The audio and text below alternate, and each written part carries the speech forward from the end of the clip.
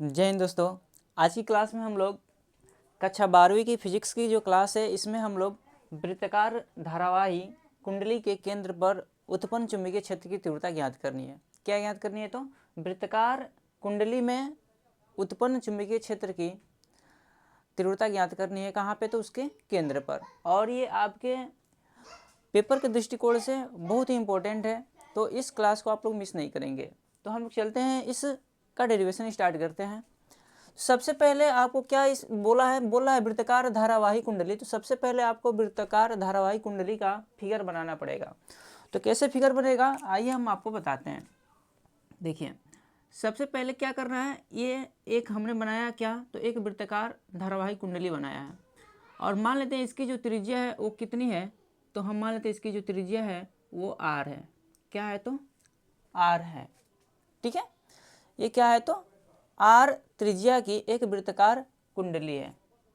ठीक है, यदि हम इसमें धारा की बात करें, क्योंकि जब तक धारा प्रवाहित नहीं करेंगे तब तक चुंबकीय क्षेत्र उत्पन्न नहीं होगा। तो इसमें हमने I एम्पियर की धारा प्रवाहित की, तो ये धारा की दिशा ऐसे जा रही है, तो ऐसे क्या होगी, बाहर की तरफ निकल भी जाएगी। एक सिरे से इंटर करेगी तो दूसरे सिरे से क्या होगी, तो वो बाहर निकल जाएगी। इतनी बातें क्लियर हैं आप सभी को? अच्छा, इसके केंद्र की बात करें, इस कुंडली की जो केंद्र है वो केंद्र क्या है, तो O है। ठीक है, और हमको इसी केंद्र O पर ही चुंबकीय क्षेत्र की तीव्रता यानी B का मान निकालना है। ठीक है, और अगर हम आपको बोले कि ये कैसा वृत्ताकार कुंडली कैसे बनी है, तो एक मिनट आपको हम समझाते हैं कैसे बनी है। सबसे पहले ये क्या थी, वृत्ताकार कुंडली ना होकर सबसे पहले क्या होती है, तो एक चालक तार होता है जो कि क्या होता है, सीधा होता है। सीधा ऐसा एक चालक तार होता है, और फिर क्या करते हैं, उसे हम लोग क्या करते हैं, ऐसे वृत्ताकार बना देते हैं। ठीक है, ऐसे मोड़कर उसे क्या करते हैं, वृत्ताकार कुंडली का शेप देते हैं। और जैसे ही इसके वृत्ताकार कुंडली के शेप देंगे, तो अगर इसमें धारा प्रवाहित करेंगे तो इसके केंद्र पे क्या होगा, तो कुछ चुंबकीय क्षेत्र उत्पन्न होगा, और उसी चुंबकीय क्षेत्र का मान पूछ रहा है।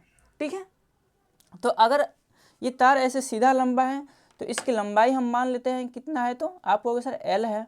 और जब ऐसे इसको मोड़ देंगे तब भी इसकी लंबाई L ही रहेगी, लेकिन अब इसकी लंबाई L को हम वृत्त की परिधि में कन्वर्ट कर सकते हैं, क्योंकि वृत्त की परिधि ही क्या होती है, लंबाई को डिनोट करती है। ठीक है, वृत्त की जो परिधि होती है वो क्या होती है, उसकी लंबाई को डिनोट करती है। जिससे वो वृत्त बना होता है वो उसकी क्या होती है, परिधि लंबाई होती है।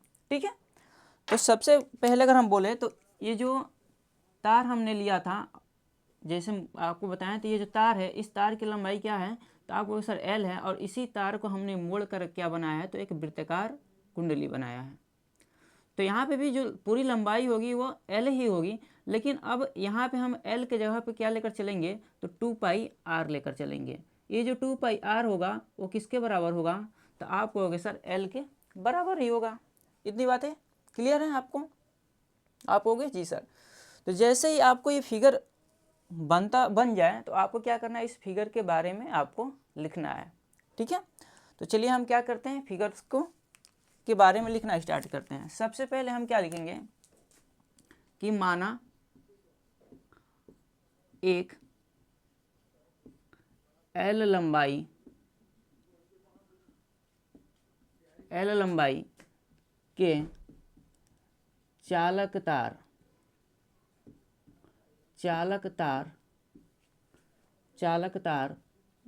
को R त्रिज्या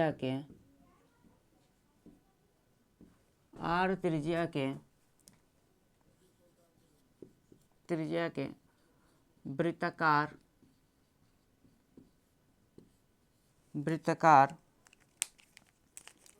वृत्ताकार कुंडली बनाते हैं। कुंडली बनाकर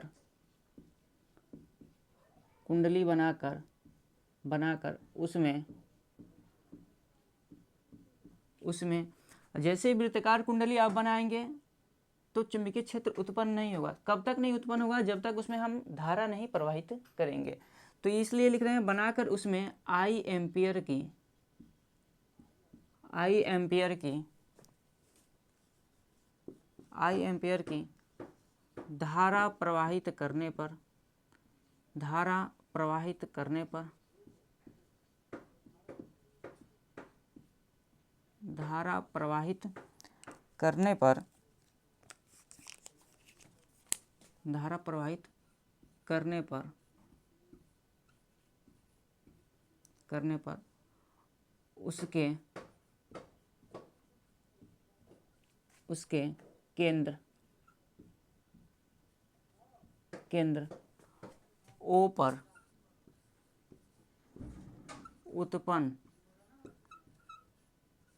उत्पन्न चुंबकीय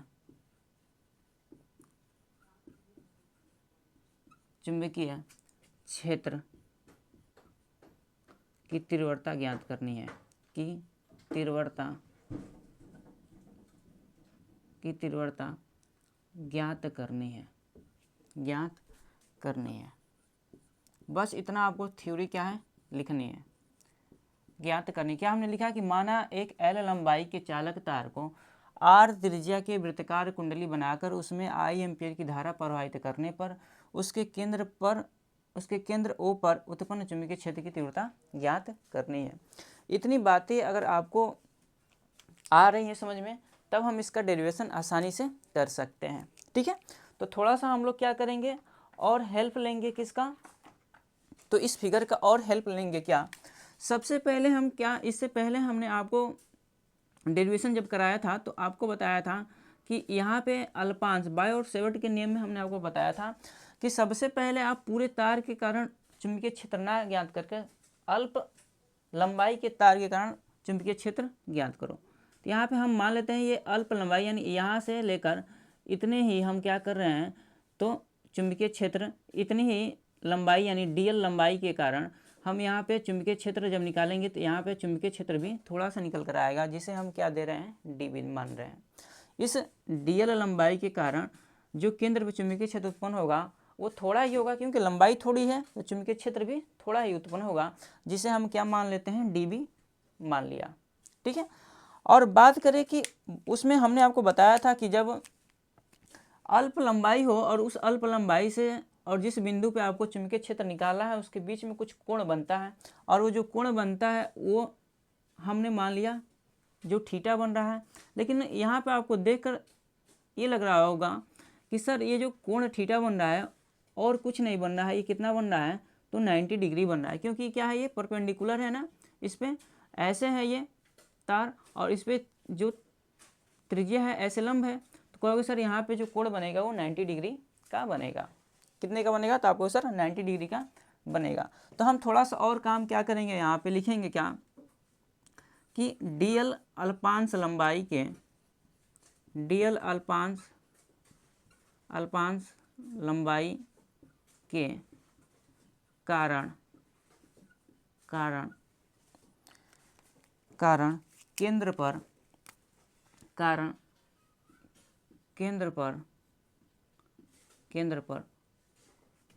पर उत्पन्न चुंबकीय क्षेत्र यानी dV जो होगा वो कितना होगा, तो आपको होगा सर म्यू नॉट, क्योंकि ये हमने आपको पढ़ाया है इससे पहले बायोम सेवर्ट के नियम में, dV = म्यू नॉट बटा 4 पाई आइडियल साइन थीटा बटे में R²। और कहोगे सर जबकि जो थीटा है वो 90 डिग्री है, तब जब थीटा 90 डिग्री है तब आप कहोगे सर क्या हो जाएगा, हमारा साइन 90 हो जाएगा, क्या हो जाएगा, साइन थीटा के जगह पर 90 रखेंगे, और आप सभी को पता है कि साइन 90 डिग्री का जो मान होता है वो कितना होता है, तो आप कहोगे सर 1 होता है। तो साइन 90 डिग्री की जगह पर 1 रखेंगे तो 1 का जब आइडियल में गुणा करेंगे तो आइडियल ही मिलेगा। तब हम यहाँ पे लिख सकते हैं dV = म्यू नॉट बटे में 4 पाई आइडियल, और साइन थीटा साइन 90 का मान 1 होता है तो 1 यहाँ पर 1 का गुणा करेंगे तो आइडियल ही पर मिलेगा हमको, और बटा में लिख देते हैं R²। और इसे आप समीकरण 1 मान लो। क्या मान लिए, इसे समीकरण हम 1 मान लिए। और ये जो चुंबकीय क्षेत्र निकल कर आया है dB, वो इस अल्पांश लंबाई DL के कारण उत्पन्न हुआ है। डीएल के कारण यहाँ पे उत्पन्न हुआ है केंद्र O पर, डीबी ही। लेकिन हमको क्या चाहिए, इस पूरी कुंडली के कारण उत्पन्न चुंबकीय क्षेत्र यहाँ पे निकालना है इसके केंद्र O पर। तो अब हम क्या करेंगे, यहाँ से लेकर इस पूरी लंबाई के कारण निकालना है। तो हम ऐसा करेंगे, इस चुंबकीय क्षेत्र को हम क्या कर दें, जोड़ देंगे। क्या कर देंगे, जोड़ देंगे, यानी समेशन कर देंगे उसका।